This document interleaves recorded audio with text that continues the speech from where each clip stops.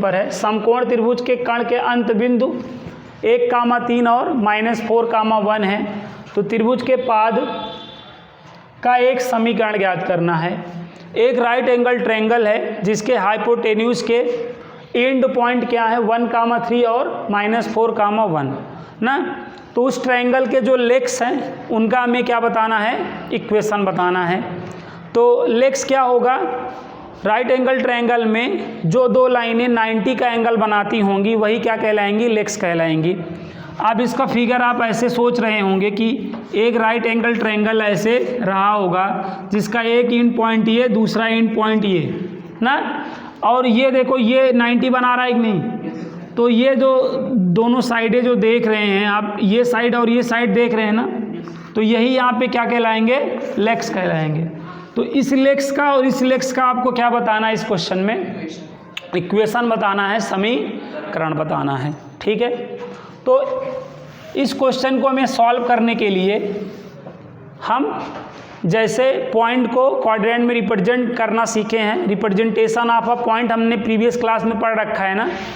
तो representation of a point के concept से हमें इस क्वेश्चन को सॉल्व करना पड़ेगा। बताइए, इस क्वेश्चन को अगर हमें सॉल्व करना हुआ, हल करना हुआ, तो हम किस कॉन्सेप्ट से सॉल्व करेंगे, representation of point in quadrant. Point को हम क्वाड्रेंट में कैसे रिप्रेजेंट करते थे उस वाले कॉन्सेप्ट से ही इस क्वेश्चन की हम वैल्यू, इस क्वेश्चन के इक्वेशन, लेग्स का इक्वेशन हम बता सकते हैं। ठीक है, तो जैसा कि जानते हैं प्यारे बच्चों, अगर एक पॉइंट 3,5 हो तो पहला हम क्या देखते हैं कि ये पॉइंट किस क्वाड्रेंट में है। तो ये पॉइंट कहाँ है, फर्स्ट क्वाड्रेंट में। तो फर्स्ट में इस पॉइंट को लेकर हमें तुरंत क्या कर देना होता है बच्चों, एक्स एक्सिस पर परपेंडिकुलर ड्राइव कर देते हैं। तो उसके बाद यहाँ से यहाँ तक क्या हो जाता है बताओ, 3, और ये क्या हो जाता है 5। तो 3,5 का यही तो मतलब है कि ये O से यहाँ तक 3 और यहाँ तक क्या है 5।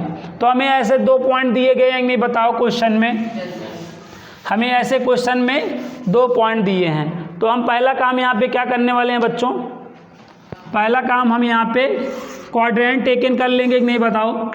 ये एक्स एक्सिस की पॉजिटिव डायरेक्शन और ये निगेटिव डायरेक्शन, ये वाई एक्सिस की पॉजिटिव डायरेक्शन और ये वाई एक्सिस की नेगेटिव डायरेक्शन, और ये आपका कौन सा पॉइंट है, ओरिजिन। यहाँ तक आया बात समझ में।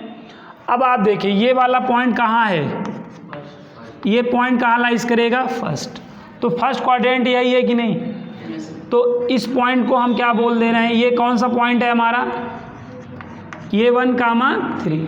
तो हमें तुरंत यहाँ पे एक्स एक्सिस पे ऐसे परपेंडिकुलर ड्राप करना पड़ेगा कि नहीं।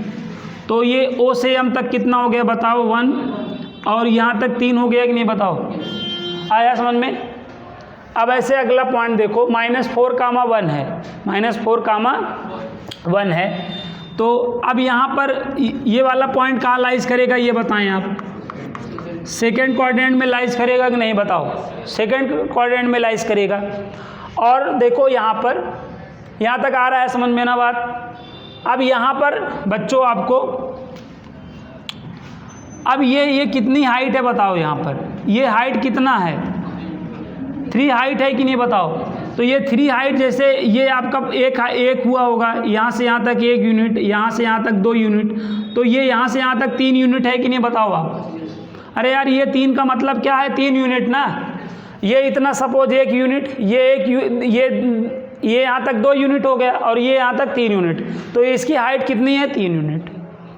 अब ये वाला पॉइंट देखो, इस वाले पॉइंट पे एक्स एक्सिस पे कितना है, तो ये 1 हो गया, ये 2 हो गया, ये 3 हो गया, ये एक्स एक्सिस पे 4 यूनिट हो गया कि नहीं, बताओ।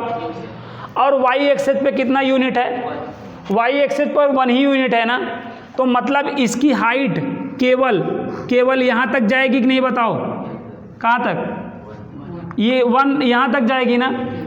अब आप बात समझो, ये वाला पॉइंट क्या हो गया बताओ। अब इस पॉइंट का मैं अगर आपसे कोऑर्डिनेट पूछता हूँ इस वाले पॉइंट का, तो -4,1 हुआ कि नहीं, बोलो। हुआ। फिगर थोड़ा सा छोटा बन जा रहा है, इसलिए थोड़ा सा मैं फिगर को बड़ा करता हूँ, नहीं आपको थोड़ा सा कन्फ्यूजन आएगा देखने पे ना। तो यहाँ पे बात को समझो, ये आपका एक्स एक्सिस की पॉजिटिव डायरेक्शन, ये निगेटिव, ये वाई एक्सिस का पॉजिटिव, ये निगेटिव। पहला पॉइंट कहाँ है बताओ? फर्स्ट। तो ये सपोज है ये फर्स्ट पहला पॉइंट है, तो ये यहाँ तक क्या है बताओ? 1 है, और ये यहाँ तक क्या है? 3। तो यहाँ पे ये पॉइंट क्या हुआ बताओ? ये पॉइंट, इस पॉइंट का कोऑर्डिनेट 1,3 आ गया कि नहीं बताओ? आ गया। अब ये 3 का मतलब ये सपोज ये एक यूनिट, ये दूसरा यूनिट और ये तीसरा यूनिट, तो यहाँ तक जाके ये 3 आया होगा कि नहीं बोलो? अब अगला देखो, ये वाला पॉइंट कहाँ लाइज करेगा? सेकंड में जान रहे हैं, तो ये 1 यूनिट 2 यूनिट 3 यूनिट 3, ये 4 यूनिट हो गया कि नहीं? और वाई एक्सेस पे कितना? तो ये इतना ही तो होगा बताओ, इसी पॉइंट तक तो जाएगा हाइट। अब मैं ये कोऑर्डिनेट आपसे पूछूं तो आप बताओगे क्या है? -4,1 है ना। अब यहाँ पे ध्यान देना, क्या ध्यान दो? अब देखो बेटा, इस पॉइंट से मैं अगर एक लाइन ऐसे ड्रान करूँ, ये ऐसे ड्रान करूँगा ना, आप बताओ करूँगा कि नहीं? ये इंड पॉइंट और ये इंड पॉइंट, 2 इंड पॉइंट दिए कि नहीं? कण के 2 इंड पॉइंट दिए कि नहीं बताओ? अब अगर हम कण के दोनों इंड पॉइंटों को मिलाऊं तो कुछ ऐसा मिलाऊंगा कि नहीं? ऐसा मिलाऊंगा तो राइट एंगल यहाँ बना कि नहीं बताओ? अरे यार ऐसा मिलाऊंगा तो ये जो राइट एंगल ट्रायंगल है, जो समकोण त्रिभुज, कुछ ऐसा बनेगा कि नहीं बताओ?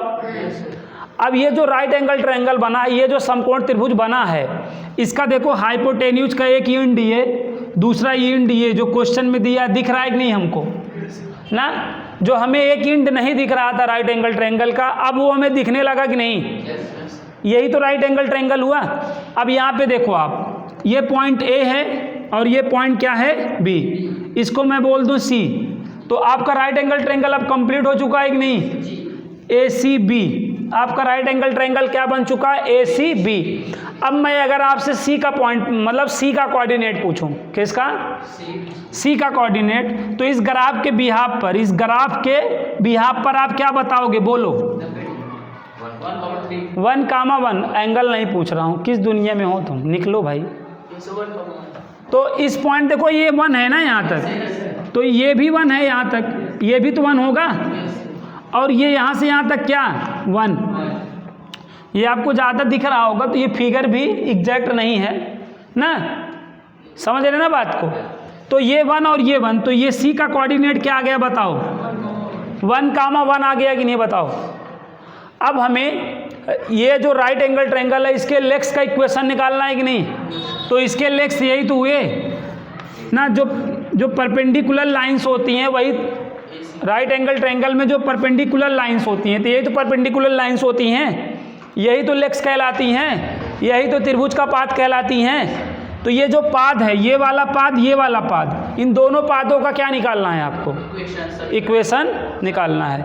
अब निकाल नहीं सकते हैं, हमें किसका इक्वेशन निकालना है? किसका? BC और AC का। तो यहाँ पे क्या लिखेंगे बोलो? इक्वेशन आप BC लिख दो, इक्वेशन आप BC का समीकरण। तो पॉइंट कौन कौन से यूज होंगे? -4,1 और 1,1 बताओ। तो इक्वेशन आप BC के लिए हमें क्या करना पड़ेगा? 2 पॉइंट फॉर्म लगाना पड़ेगा कि नहीं बताओ? 2 पॉइंट फॉर्म लगाना पड़ेगा ना।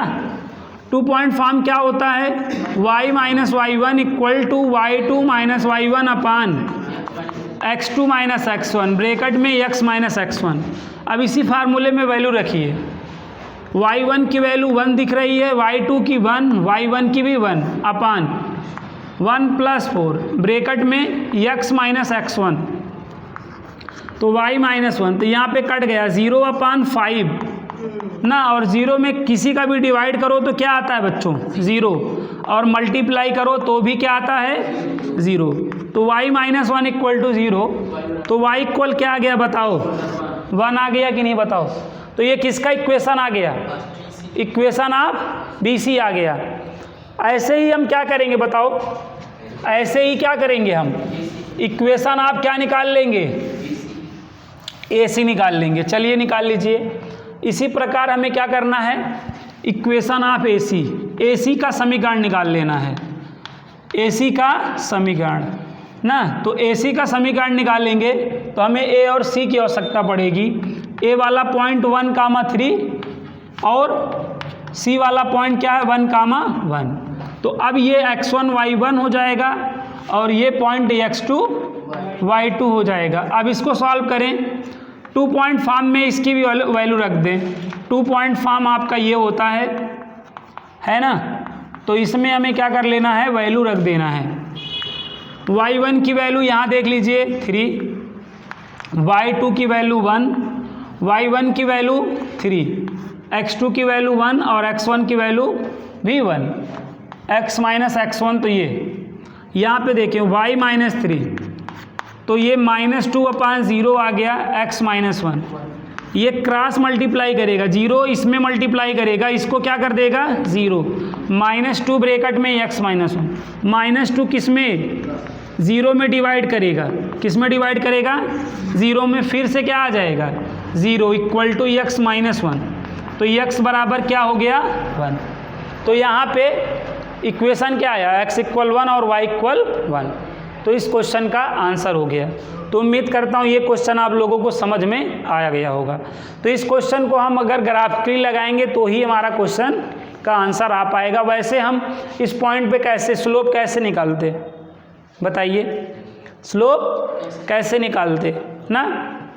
एक दूसरा तरीका भी हो सकता है, कैसे मैं आपको बता रहा हूँ। ये मेथड आप लोगों को समझ में आ गया है। तो अब यहाँ पे आप देखिए एक अनदर मेथड आप यहाँ पे अब देख सकते हैं, ठीक है, यहाँ तक आप समझ लीजिए। अब इसका एक दूसरा मेथड भी मैं आपको बताने का प्रयास करता हूँ, ठीक है, और वो प्रयास आप ध्यान से देखिएगा ताकि यहाँ तक आ गया। ये पहला पॉइंट कहाँ है, फर्स्ट क्वाड्रेंट में, सपोज ये 1,3 यहाँ हो गया, और दूसरा वाला कहाँ है सेकंड, तो सेकंड ये होगा, ठीक है ना। हुआ कि नहीं बोलो, ये पॉइंट आपका हुआ। अब ये किसके एंड पॉइंट है, कण के हैं कि नहीं, हाइपोटेन्यूज के ये एंड पॉइंट है कि नहीं, ऐसे हाइपोटेन्यूज के एंड पॉइंट होंगे।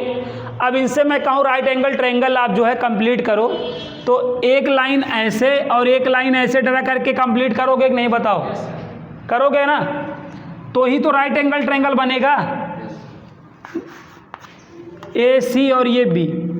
अब ये राइट एंगल ट्रायंगल बन गया कि नहीं। आपको किसका इक्वेशन चाहिए है, AB और BC का चाहिए कि नहीं। अगर आपको इक्वेशन आप क्या चाहिए है, AB का अगर आपको इक्वेशन चाहिए है तो AB देखो, AB पे पॉइंट मालूम है कि नहीं, AB पे पॉइंट मालूम है कि नहीं। अब अगर स्लोप भी मालूम हो जाए तो AB का इक्वेशन निकाल नहीं लोगे, तो AB का स्लोप क्या होगा बताओ, 0 होगा। क्यों, क्योंकि AB किसके पैरेलल है, x एक्सिस, और x एक्सिस की स्लोप क्या होती है 0। तो AB और x एक्सिस एक दूसरे के पैरेलल हुए कि नहीं, और पैरेलल होने पे स्लोप 0 हो जाएगी। जो x एक्सिस की स्लोप वही AB की स्लोप ना। तो यहाँ पे AB की देखो पॉइंट क्या हो गया -4,1 और AB की स्लोप क्या हो गई 0 ना। और आपको चाहिए ही क्या, पॉइंट और स्लोप ही तो चाहिए, बोलो। तो ये आप देखो y1 यहाँ पे 1 हो जाएगा और ये हम 0 है तो पूरा 0 हो ही जाएगा। तो y माइनस 1 बराबर 0, y बराबर 1 आ गया कि नहीं, बताइए समझ में आया। तो AB का समीकरण निकल आया। AB का यार समीकरण चाहिए था, तो AB पे एक पॉइंट मालूम था और AB किसके पैरेलल था, x एक्सिस के। x एक्सिस की स्लोप क्या बताया हूँ 0। तो अगर इसकी 0 है तो इसकी 0 नहीं होगी, तो पॉइंट और स्लोप तो इक्वेशन नहीं निकल गया। ओके, अगला देखो।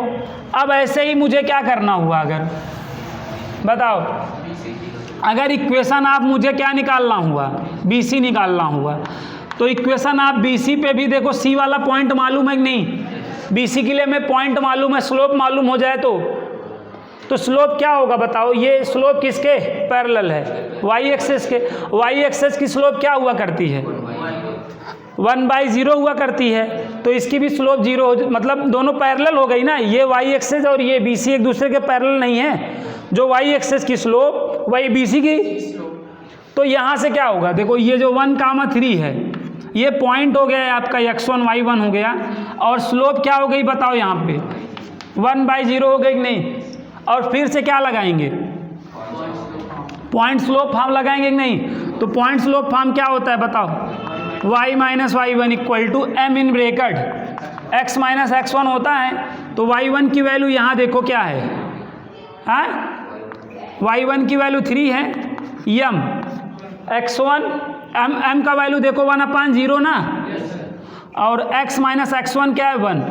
तो ये 0 किस में मल्टीप्लाई करेगा? y माइनस 3 में 0 कर देगा x माइनस 1, तो x बराबर देखो 1।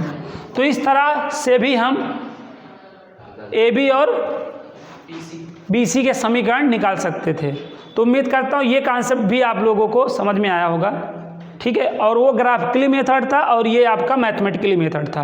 मैथमेटिकली हम पढ़े थे x एक्सेस की स्लोप 0 होती है तो इसकी हो गई, और y एक्सेस की स्लोप क्या होती है 1/0 तो उसकी हो गई, और पॉइंट हमको दिया ही था। तो इस तरीके से भी हम इस क्वेश्चन को सॉल्व कर सकते थे। आई होप ये तरीका भी आप लोगों को पहले वाले से ज़्यादा अच्छा लगा होगा ना, नोट कर सकते हैं।